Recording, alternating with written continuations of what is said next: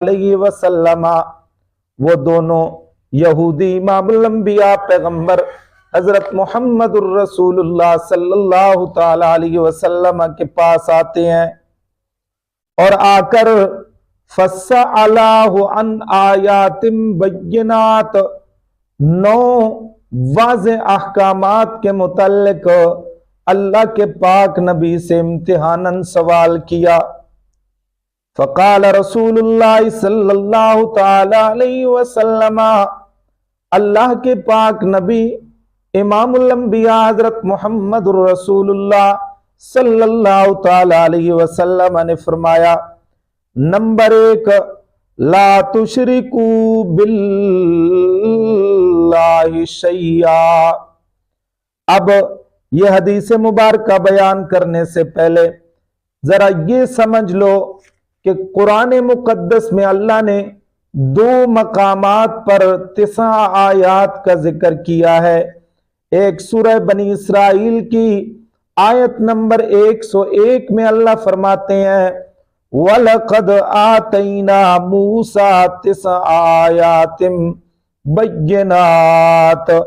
اور دوسرا سورۃ النمل کے اندر اللہ تعالیٰ فرماتے ہیں آیت نمبر 12 میں وَأَدْخِلْ يَدَكَ فِي جَيْبِكَ تَخْرُجْ بَيْضَاءَ مِنْ غَيْرِ سُوءٍ فِي 9 آيَاتٍ إِلَى فِرْعَوْنَ وَقَوْمِهِ إِنَّهُمْ كَانُوا قَوْمًا فَاسِقِينَ۔ تو اب یہ 2 مقامات پر اللہ تبارک و تعالی نے ذکر کیا ہے احکامات اور معجزات کا۔ حضرت عبداللہ بن عباس رضی اللہ تعالیٰ عنہما اور حافظ علامہ ابن کثیر رحمت اللہ علیہ کی رائے یہ ہے کہ آیات بینات سے مراد معجزات ہے، اور وہ مشہور 9 معجزے مراد ہیں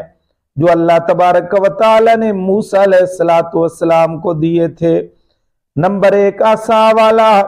ید بیضا والا، دم خون والا، طوفان والا، جراد ٹڈیوں والا اور جوؤں والا، کمل زفاد مینڈک والا، نقص ثمرات والا اور سنین یعنی قات خشک سالی۔ اور حافظ علامہ مظہری رحمت اللہ تعالی علیہ کا خیال ہے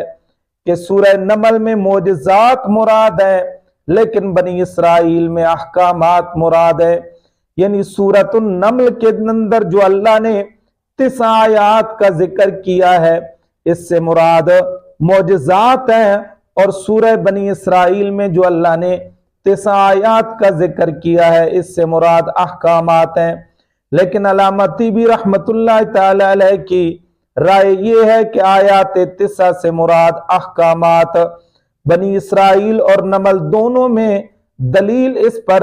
یہی پیغمبر علیہ السلام کا فرمانے، یہی حدیث مبارکہ دی ہے۔ باقی امام الانبیاء پیغمبر نے دونوں کا ذکر کیا۔ جب یہودیوں نے سوال کیا، معجزات کا بھی ذکر کیا اور احکامات کا بھی ذکر کیا۔ معجزات کا پہلے ذکر کیا، اس کو راوی نے بیان نہیں کیا کیونکہ اللہ کے قرآن نے خود ان کو بیان کر دیا ہے، راوی نے صرف احکامات کا بیان کیا ہے۔ تو امام الانبیاء نے فرمایا پہلا حکم یہ ہے لا تشرکو باللہ شیئا، اللہ کے ساتھ شریک نہ کرو، ولا تسرقو، چوری نہ کرو، ولا تزنو، اور زنا نہ کرو، ولا تقتلوا النفس التي حرم اللہ الا بالحق، اور ایسے انسان کو، ایسی جان کو قتل نہ کرو جس کو اللہ تبارک و تعالی نے حرام قرار دیا ہو، اس کے خون کو 4۔ نمبر 5، ولا تمشوا ببریء الی ذی سلطان لیقتلہ، اور نہ لے کر جاؤ ایک بغیر قصور والے آدمی، بری الذمہ آدمی کو بادشاہ کی طرف تاکہ وہ اس کو قتل کر دے، اور نمبر 6 ولا تسحرو جادو نہ کرو، نمبر 7 ولا تأکلوا الربا سود نہ کھاؤ، اور نمبر 8 ولا تقذفوا محصنۃ پاک دامنوں پر الزام نہ لگاؤ، تہمت نہ لگاؤ، ولا تولوا للفرار یوم الزحف اور جنگ والے دن پیٹھ دے کر نہ بھاگو، پیٹھ نہ دکھاؤ، وعلیکم خاصۃ الیہود اللہ تعتدوا فی السبت اور اے یہودیو خاص طور پر تم پر واجب ہے کہ اللہ تعتدوا فی السبت کہ ہفتے والے دن حکم الہی سے تجاوز نہ کرو۔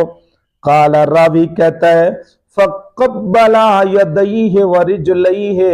جب امام الانبیاء پیغمبر کی زبان مقدس سے یہ باتیں سنی تو انہوں نے اللہ کے پاک نبی کے ہاتھوں کو بھی بوسہ دیا، پاؤں کو بھی بوسہ دیا۔ وقال اور دونوں کہنے لگے نشہد انک نبی، ہم اس بات کی گواہی دیتے ہیں کہ بے شک آپ اللہ کے نبی ہیں، اللہ کے پیغمبر ہیں، اللہ کے نبی ہیں۔ قال امام الانبیاء نے فرمایا فما یمنعکم ان تتبعونی کس چیز نے روکا ہوا ہے تم کو یہ کہ تم میری پیروی کرو؟ یہودی کہنے لگے ان داؤد علیہ السلام بے شک داؤد علیہ السلام دعا ربہ اپنے رب سے دعا کیا کرتے تھے اللہ یزال من ذریتی نبی، اے اللہ ہمیشہ